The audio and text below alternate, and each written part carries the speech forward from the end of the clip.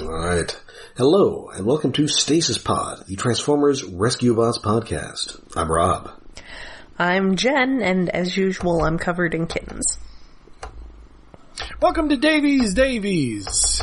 I'm David. That's right, today's episode, the 10th episode of Season 3, is Quarry's Quarry. Yay! More Jim Cummings. Not Quarry's Quarry? Query's Query. And of course it refers to his prey, but also a bunch of the episode is spent in what appears to be a rock quarry. Oh, that would be great. Yes, the classic rock quarry. This first aired rock quarry. First aired December 27th, 2014, written by show favorite Margaret Scott. Yay! Yay. Last seen in these parts, writing the episode Spellbound, one where everybody gets hypnotized. Ooh, okay.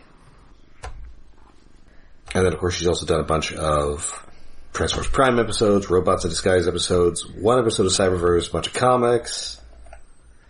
Lots of stuff. Yep. She has been very involved. Yes. And here we've got some inter-episode continuity.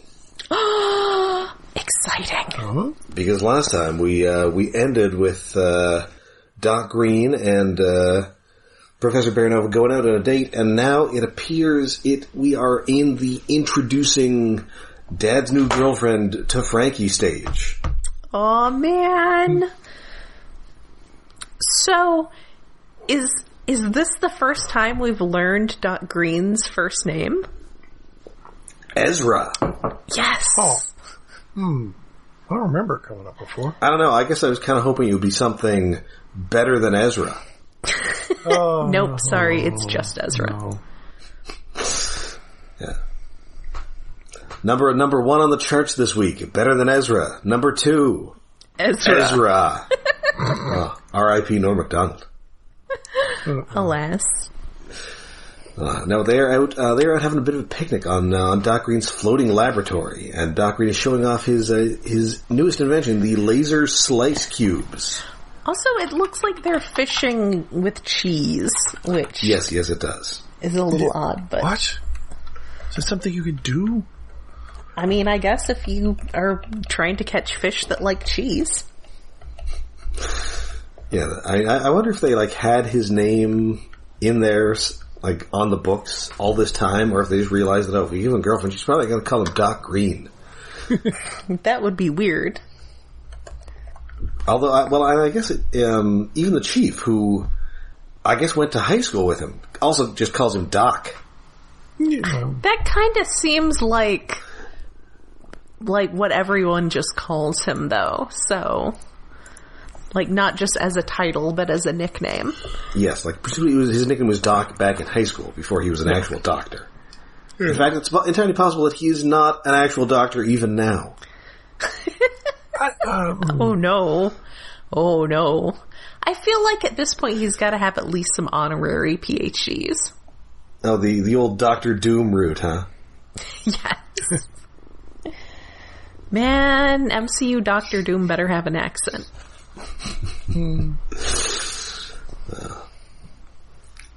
Not here for your American-washed Dr. Doom.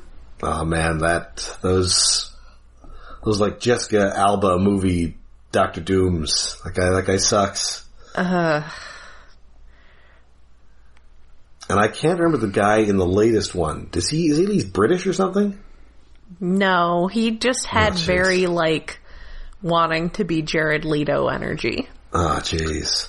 Yeah, it wasn't ideal. Speaking of which, Morbius is now on Amazon Prime Canada, which means that for me, sometime this month, it will unfortunately be Morbin time. Oh no. We should do that for the Halloween Patreon. Well, we could, but also I don't think I hate myself that much. And also, I feel that every other podcast has now done a Morbius episode. Yeah, Probably. I watched it once, and I don't feel like watching it again. Yes. I don't want to watch the GIF again. You don't even want to watch the GIF again. No, I don't want to watch. I didn't watch the whole goddamn thing. I just skipped through it to make sure. Oh, it's the whole thing on Discord. What the fuck? Piracy. Anyway, Good old piracy. So Doc Green is really trying to make sure these two get along. He's insisting that, well, you've got insect eggs in common. Yeah. Frankie's doing a project. You have a degree in entomology. Sure. And also he's kind of got, Heatwave hang out as, his what I thought this might be like a Cyrano de Bergerac thing, in which case Heatwave is a bad choice. Yeah, that's, not a good choice at all. Yes, but also Heatwave is the one that can go on water, so. Yes, he's the one guy who's a boat. Yeah. I was going to say, I don't know that anyone would be a good choice, but no, I think Boulder would be a good choice. Yeah, Boulder. Yeah. Everybody else, terrible choice. Blades would try. He would make the best effort. I mean, Blades would mess it up. Chase would definitely try, but it would not go well. No, it would not. An attempt would be made.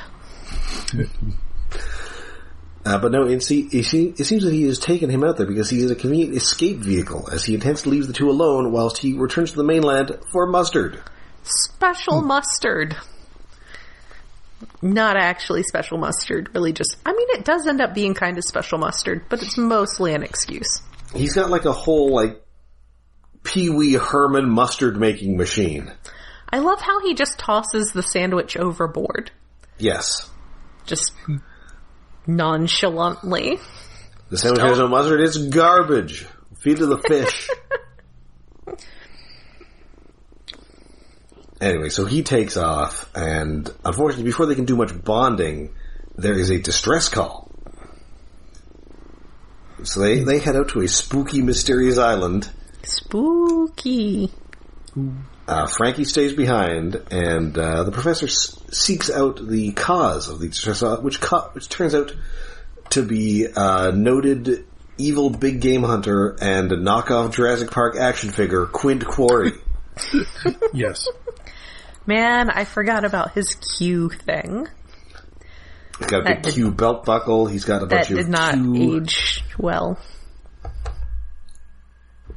Oh, did Picard? Anyway. He's got a bunch of floating tiki mask robots. Yes. Yeah, which are still a little weird, but it's cool to see them floating out of the fog. And he's just Jim Cummings. Okay, to be fair, he's just Jim Cummings doing his Australian accent voice. Yes. But to be fair, as far as the cultural appropriation of the tiki masks, he is absolutely the kind of character who does not care about cultural appropriation. Also that. For all we know, he may not even be Australian. Yeah. He is absolutely a problematic person. Yeah. Well, tiki bars are also this weird thing since they're not directly appropriating anything specifically. They're appropriating an aesthetic. He's still a little weird, but he's just appropriating a bunch of stuff, and he doesn't care because he's a problematic person. His main but thing he's in this, a villain, so it's okay. Villains are allowed to be problematic. He literally appropriates multiple people in this episode. Yes. He is a kidnapper, so, yes. You can't really expect him to suddenly have respect for other people's cultures.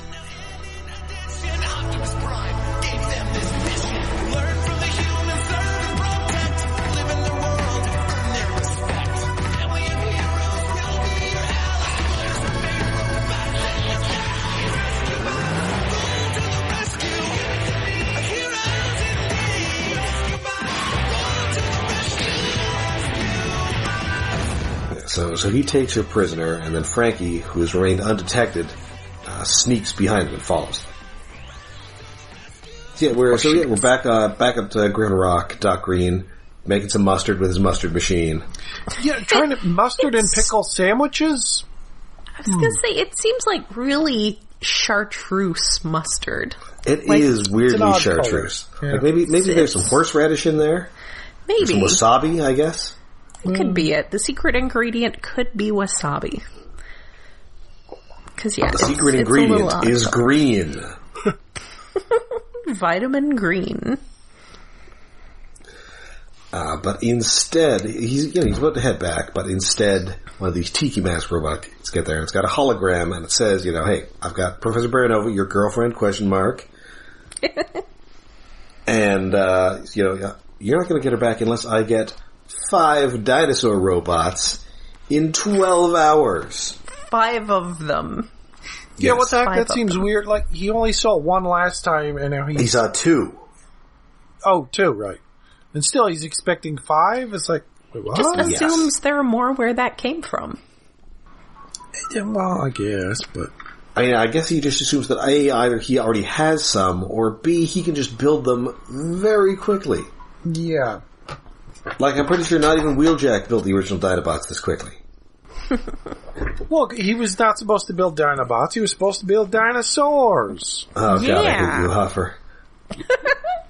Huffer, you asshole. So, this is, because he, obviously the bots last time, they destroyed his evil safari business. And so now he is going to demand that he can now restock his evil Jurassic Park with robot dinosaurs, ? It's, It's not super clear what really his intent here is, it's except hard I guess to tell to what sell them. he first wants them for. I mean, he just wants them. Yeah. Look, he does not need to have complex motivations. Listen, Hasbro's got some dinosaur toys they need to sell, so I'm in this episode to make sure they get made. Yeah. Yes. At the end of the It's fair dinkum, mate. At the end, it seems to be he's figured out, I can sell these for people to watch them fight each other. But at this point, it's like, does he have a plan? No. It's like Jurassic Park meets BattleBots. Yeah. Meets Jurassic World Fallen Kingdom, a movie in which there is an actual dinosaur auction. Yes. I remember that. I saw Conducted that by movie Toby one time. Jones with a totally crazy accent. If I was doing an auction for dinosaurs, I would totally just make up an accent. Absolutely. I am like, I would be like some sort of rich Texan doing this dinosaur auction, y'all. Absolutely. Or I would just do the Mr. DNA voice. Yes. That's a good voice. That's a classic. Bingo, Dino DNA. Dino DNA. It's like a bad Jimmy Carter impression. It is. I say, don't you want to buy this ankylosaur, boy? It's a fine dinosaur for you. I'm not invulnerable when I'm blasting. We shouldn't be allowed to do accents. No, we should not. But I had a southern accent. Yeah, one time.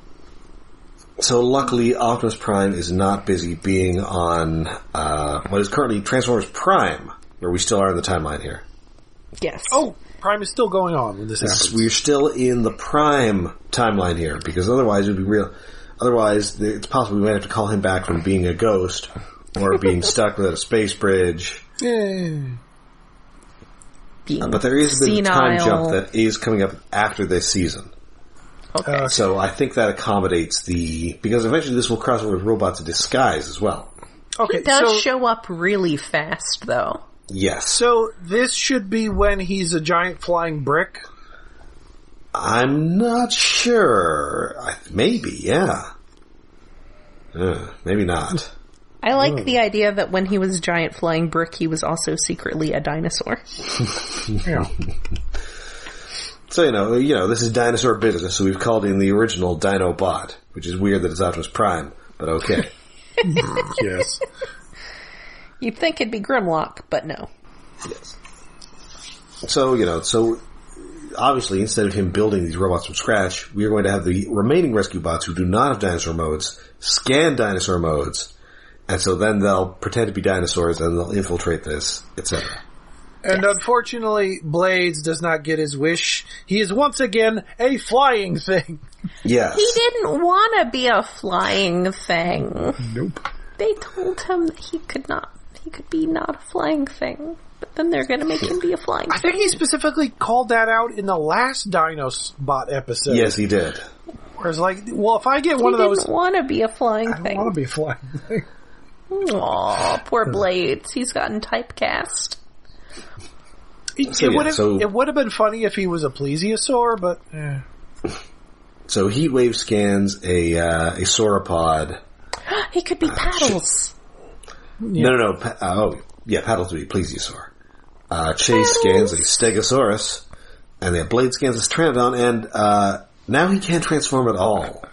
He's so reluctant about scanning it, and then yes, it apparently broke his T-Cog. Actually call that out. It was nice. Like, when was the last time we heard Transformation Cog? Was it? I don't remember that coming up in Prime. Oh, it comes up in Prime because remember they steal Bumblebees. Starscream wrecks his. Yes. Oh, fuck right. There's the whole plot with Bumblebees and Starscreams and Mech getting stealing them, and that's a whole thing. I've almost entirely forgotten Mech. They were fun. Yeah. Also, they were Optimus like a more professional Cobra. Yes. So Optimus gives this very nice speech to Blades about how we know your bravery is boundless. He's a good boy. Blades is a good boy. He's scared, but he'll still do the thing. Of course, what Blades really needs here is Optimus Primal, so he can teach him to find his still point. Yes. Because, he can't transform. Not even into a helicopter. He's struggling. Yeah. So he just kind of has to get into a pterodactyl pose. Under Cody, a tarp. Yeah, so Cody goes inside it to see if anything's broken, and then, Quarry's there, so he just throws a tarp on it, looks to look like a pterodactyl. And then, unfortunately, and, Doc Green says, well, we're not finished that one yet, because you gave me 12 friggin' hours to build 3 gigantic robotic dinosaurs. Yeah, dude, seriously. And I said, okay, so we'll take the unfinished one, and we'll take you to finish it. Well, time for kidnapping. Yep. Well, another kidnapping, and a third inadvertent kidnapping. Yeah. Yes. So he's at least not at any point here intentionally kidnapping children. He's just accidentally kidnapped some children. He's accidentally kidnapped children twice. That's weird. It's odd that it's happened once, but it's really weird that it's happened twice. If I had a nickel for every time. So they get on the island. Yeah, it turns out he is indeed going to have a dino auction. He's going to use that money to rebuild his evil safari business. His evil safari park in Maine, which doesn't really sound that conducive to safari parks, but okay. You're the small business owner. In Maine? It's in the vicinity of Maine. Could be Nova Scotia. Nova Scotia would be even worse. It's like legally under the jurisdiction of Maine. That's not the point. The point is the climate. Yes. I mean, I assume the island, they did like a Cobra Island thing where they caused a volcanic eruption that made a new island, and then he declared it an independent country. Ooh, maybe. They're in Quarry, Sylvania. Oh, would that work if you created a new island? Oh. I don't know, ask Qatar. Well, again, they do totally do that in the Larry Hammett Joe comics. Mm-hmm. Yeah, I'm just thinking about legally, that might actually work. And then it happens again in West Coast Avengers when the Godzilla villain Dr. Demonicus does it. Oh. To create the new island nation of Demonica. Oh, please put him in a Marvel TV show. Because I don't think he's going to get in a movie. I mean, in the mid-G1 comic, they do have that, the Decepticons do have that resort island that's actually just their spaceship with a little island on top of it. Club Con. Yes, Club Con. The Bob Budiansky cover. And I guess my question is, who is buying these robot dinosaurs? Elon Musk? I don't know. Probably Elon Musk. Well, clearly he can't build his own robots. Yeah, he's not doing great with that. Not ideal. Like his Cybertruck. Well, hey, but Jen, the Cybertruck can briefly be used as a boat. It's watertight enough. Oof. Briefly. I mean, a lot of things. Yeah, like a mattress can briefly be used as a boat. A car can briefly be used as a plane. You got a high enough cliff. It can also be permanently used as a coffin. Yes. Anyway, so he's just going to put them in a big, like, gravel pit and have them fight to the death. Yes. Well, after you kidnap them with like, little Q drones transporting them like they're Godzillas from space, of course you're going to put them in a quarry to have a giant monster robot fight. That's what you do. Yeah. That's how it's done. So, they do not, and of course we've mentioned that they all have the energon patches, so they do not succumb to their dinosaurian natures. Dinosaur madness. That's helpful. So they mostly just sort of pretend to fight, and at one point Optimus gets buried in boulders, so they kind of play fight until they can knock the boulders off him. Well, yes, of course Boulder knows how to get boulders off of someone. That's what he does. Everybody, we find out, secretly wants to beat up on Chase. Yes. Oh, and they each have, like, a Dinobot-like superpower of, like... Yes. Sonic breath, or water breath, or the classic Quake stomp. Well, and Chase has, like, a taser tail. No. Oh, no, I hadn't thought of it as a taser. But it is. Oh. Well, it's also basic. Well, yeah, it's more taser because Snarl just shot lightning out of his tail. I mean, we've got one guy has water powers, one guy has like sonic powers, so one guy has to be the electric guy. Yeah. That's how these things work. Yes. I mean, it's entirely possible that him also being the cop is a coincidence. Yeah, that's fair. They don't call it out. I feel like they would have called it out. If anything, it may just be because he's blue. Also that. Anyways, and meanwhile, Frankie has found Dr. Baranova, and although she ends up tripping all the alarms, but luckily Baranova has already disabled them. Well, at least made them so they can't call out. Yes. But, she the two, it turns out that Professor Baranova really does respect and like Frankie. So she said, you can call me Anna, and you can stop calling me Francine. It's very sweet. Yes. They're getting along. So meanwhile, meanwhile Quarry has told Doc Green that, I'm just going to keep you here and you can keep making robot dinosaurs and I'll just keep selling them. So you never get to leave. Yep.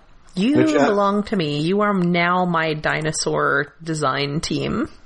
Which I think you really have to be sure that your island is totally unfindable if you're going to pull this off. Yeah. Yeah. Yeah, because you are now holding people against their will. Yeah. It's not a good look. People with connections to law enforcement. Yeah. And also whatever governmental organization or weird planet produced these robots. Well, he thinks just Doc Green made all the robots. This is true. But maybe, he still seems convinced that these are actually just robots. But also, if I kidnapped a guy who makes giant robot dinosaurs and gave him the parts to make more robot dinosaurs, I'm just going to figure that at some point he's going to build one to kill me and free himself. Yeah. Yes. You're Tony Starking with this guy. Yeah. You're going to end up with a Dilophosaur that has a chainsaw for a head. Anyway, so Doc Green and Cody and Frankie and Baranova all get together, and Blades drops character pretty quickly. He tried. Yes, he did. His T-cogs busted, his neuroses have overpowered him. But she takes it pretty much in stride, and she kind of figured it out already. Yeah. She, unlike Quint Quarry, she is actually very smart. Yes. Which I guess is a good, like, you know, it's actually on purpose that he's not figuring out because he's not thinking about that kind of thing. Yes. Because he's not that, like, science-minded.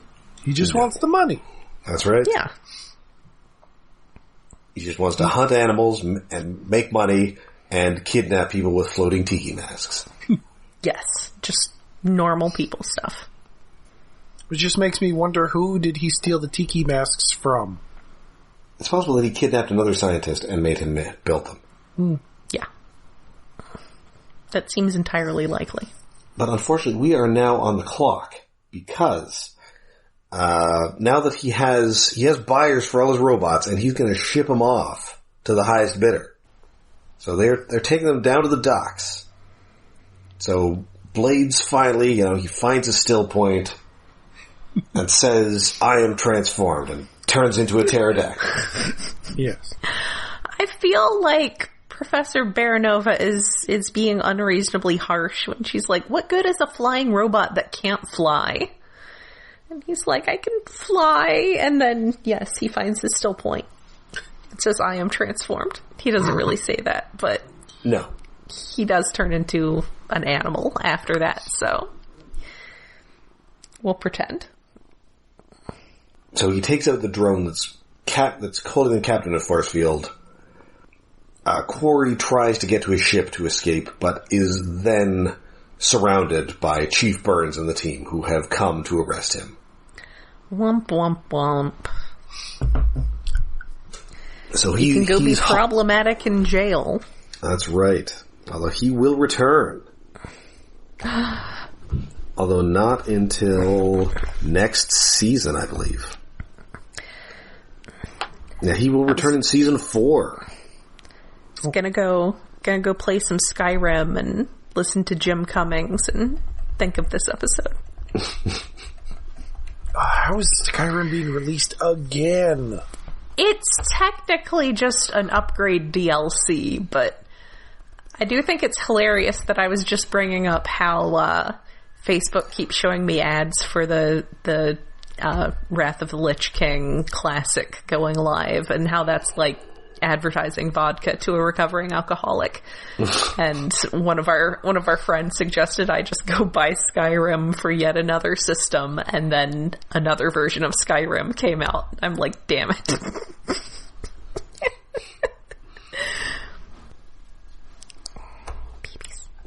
All right. So all that remains is for Optimus Prime to welcome Professor Baranova to the family. Yay! Of people who know about us.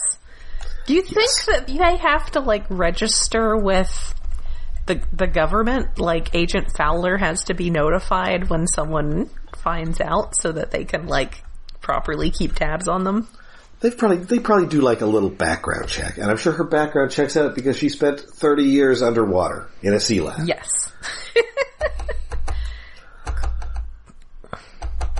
Credit totally zeroed out, though.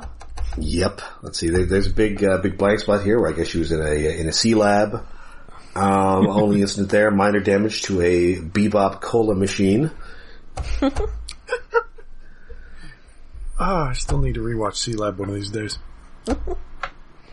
And so that is the episode. So, this is an enjoyable. We always enjoy the Margaret Scott episodes. This one is definitely selling some toys pretty hard. Yeah. Yeah.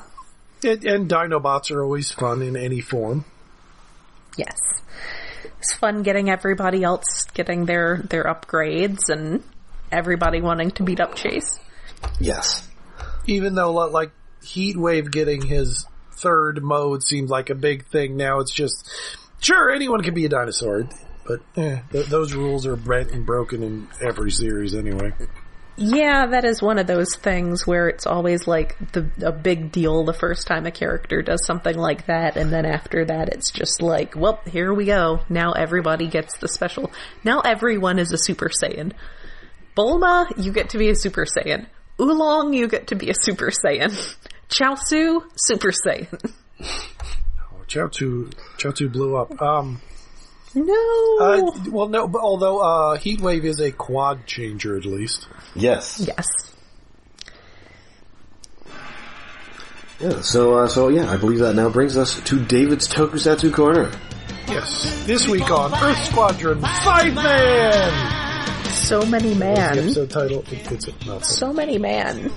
Can't just have 5 man. Father's payback. Mother's payback. It's about revenge! Oh. Man, I love Japanese episode titles. Yeah, because this family has become rangers because their parents were murdered on an alien planet. And the Red Ranger, well, now Red Ranger, as a small child, took a gun and shot the lead general, Garoa, in the face.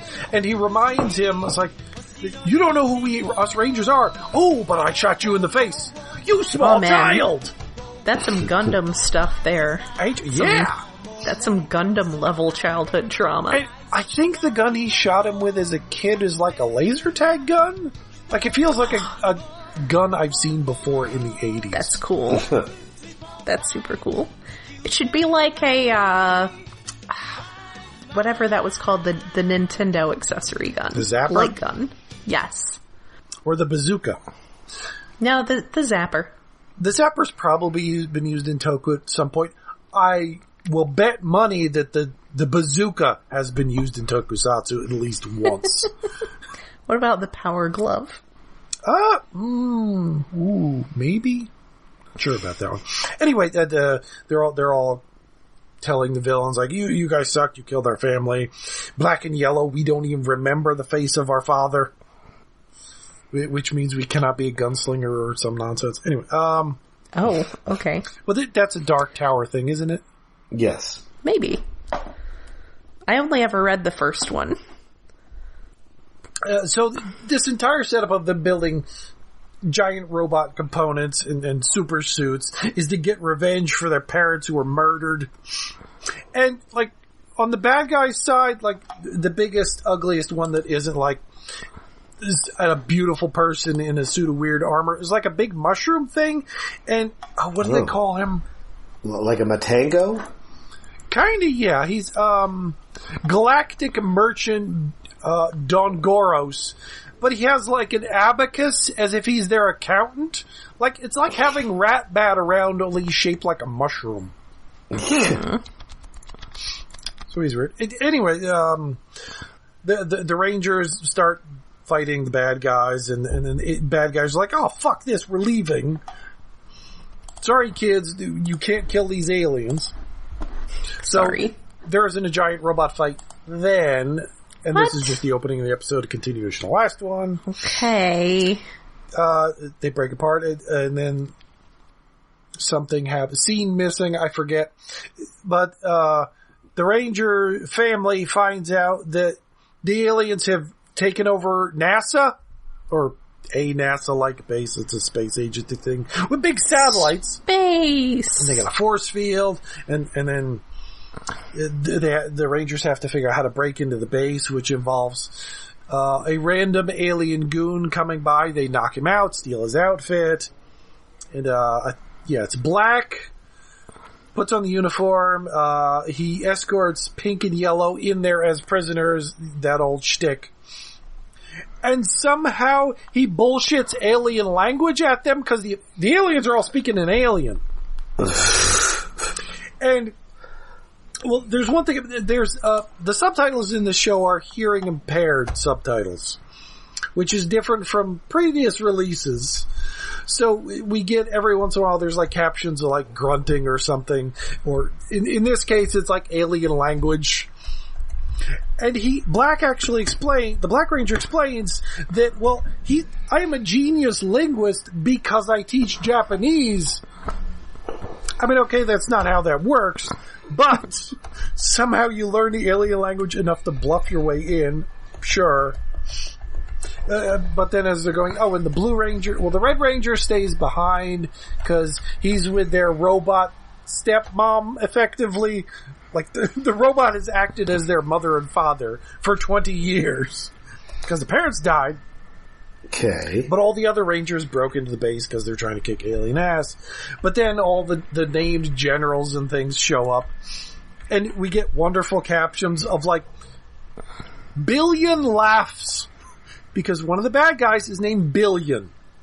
Mm-hmm. So anytime there's a subtitle with him, it's like, Billion laughs, Billion chuckles, Billion grunts. So I think he's going to be my favorite character for the subtitles alone. He looks cool too, but it's just like his name is Billion, and Billions laugh. I am delighted by that. So anyway, the Rangers get caught and trapped by the generals, and then they're all pointing guns at them, and they've sussed them out. But then the Red Ranger comes in a Rambo charge with a chain gun, shooting at all these mooks, rescuing his siblings. And then, of course, they morph and they start fighting. The pink and yellow Rangers, the girls of the team, sort of have earrings on their helmets, kind of. Like on the sides of their helmets, they have little white symbols. One of them's like a musical note, because she's a musical teacher. The other's like a snowflake or something. And as they move their heads, they sort of spin around the way they're attached on the side of their heads. It's a little odd. Why? I don't know. Anyway, the not Gamera turtle monster attacks, and then they get knocked into the convenient rock quarry that's next to the NASA station. And the first thing the monster of the week, which was also monster of last week, but didn't get killed last week, it shoots chains out of its mouth, green chains that are sort of like its tongues, which wrap the pink and yellow Ranger around and lift them in the air. Really? Did you have to attack the two girls with the tentacles? Yeah. That's problematic. The guys cut them free, and then they do a brother attack, which is actually all the Rangers attacking, not just the brothers attacking. And then they defeat the monster. And you have lots of colorful explosions. All the Ranger colors explode as the monster dies. Pew, pew, pew. And then Q Gorlin won. And in our group chat, I pasted images of what the Gorlin looks like. It's the fucking mecha Stay Puft Man. It's the Stay Puft Marshmallow Man. It's Bibendum, the Michelin Man. It kind of is, yeah. It's very Michelin Man looking. This giant thing comes bounding in, and it does it bounce? I'm excited about this. It's run. When you see what little of it is, it sort of bounces because it's this big bubbly Michelin Man body. Boom, boom, boom, boom. Very boom. well. It doesn't have a face. It's just a generic dome. But it's the rest of its body is Stay Puft Marshmallow Man, and it absorbs the like soul of the defeated monster of the week monster and transforms into that monster, which is a neat, different way, convenient. Instead of like having like somehow their cells regenerate giant, or a third party monster shoots them with a ray which turns them giant. It's this big robot thing that assumes the form of the dead monster and then fights the Rangers as they bring in their own giant robot, and like all the alien generals like, what the fuck? Why do they have a giant robot? How were they prepared for this crap? Oh, and every once in a while there's a narrator, like he explains how the Absorby thing is like. Narrators do come up in other Sentai, but it's more noticeable now because it also has like hearing impaired caption, narrator says this. I was like, oh yeah, there's quite a bit of narrator in the series. And they defeat the giant monster of the week knockoff Gamera rather easily with a sword swipe. The bad guys beat feet and sort of land by way of crashing their giant spaceship nose first into the Arctic or Antarctic to set up base. Are there bears or not bears? It's just a flat, icy landscape. We don't see any animals. I don't think we have. I guess it could be either then. This is like the third Sentai villains that I've seen that have an Arctic base. Mm-hmm. Which Looks is like cozy there. I guess also it's out of the way and it's hard for Rangers to find them. Yes. And it's weird that they have an accountant that's basically a rat bat mushroom that's Still bizarre. But yeah, that's the end of the episode. The Rangers have won. There was a giant robot fight. Good. Billions laughs. Stay Puft Marshmallow Man is going to be here every episode. It's very important that there be a robot fight. Mm-hmm. The robot design is it's okay. It's 3 components that flip out and thing. It's sort of usual for Sentai. It ain't my favorite. It ain't horrible. Well, good. And so far, none of the Rangers... Well, the Rangers haven't quite got... They sort of got a little bit more personality this episode. Like, Black, being the youngest son, is a little more brash, and Red is, of course, the reliable Rambo of the group. Personality. We'll just shoot bad guys in the face, but... early days. We haven't had Ranger-specific episodes yet. I'm waiting for that. Although, like... I was really tempted to just watch the 3rd episode. It's like, oh, this is fun. But no, I have to wait a week. Womp womp. You'll be fine. You'll survive. Yeah, I got other stuff to watch. In our Discord! Yay! That's right. Although currently watching Kamen Rider Black RX and Magnificent Zubat, which has nothing to do with the Pokemon. Prescription for Kamen Rider. Mm-hmm. He is prescription strength. Good. And I have a cat clawing at the door, so we gotta wrap up. Oh, you got to, because cats. All right, so that does it for us for this week. We'll be back next week with more Transformers Rescue Bots. Until then, though, you can find us all over the internet. We're on Twitter, we're on Facebook, and we have a Patreon. Yes, we are hosted on iaconunderground.net, where we have a Patreon set up for hosting and other expenses. That is at patreon.com/iaconunderground. For October, we will be doing something spooky. What's it going to be? We don't know yet. We haven't decided. Oh. So I will leave that so David can deal with his cat. I am covered in cats, so. Oh. Aw, Pippin. Little Pip. Why are you so insane? Okay, I'll open the door. Damn, man. So we'll be back next week with more Rescue Bots as this modern world frightens and confuses us. Jeez. Well, that's how I am every day. He doesn't normally do that. That's how I am whenever I hear the young people talking. Yes, this strange modern world frightens and confuses us, as it will do for the new character we meet in next week's episode, who is indeed an unfrozen caveman. Oh, we're getting a lawyer for the island. That'd be neat. Brought to you by Happy Fun Ball. Yes. And of course, Dog Assassin. When you can't bring yourself to put him down, call Dog Assassin. Oh no. Oh no. Oh, R.I.P. Phil Hartman. Yeah. Yeah. Alright, so until next time, I'm Rob. I'm Jen. And I have an annoying cat in front of me. I'm David. Why? What is your problem?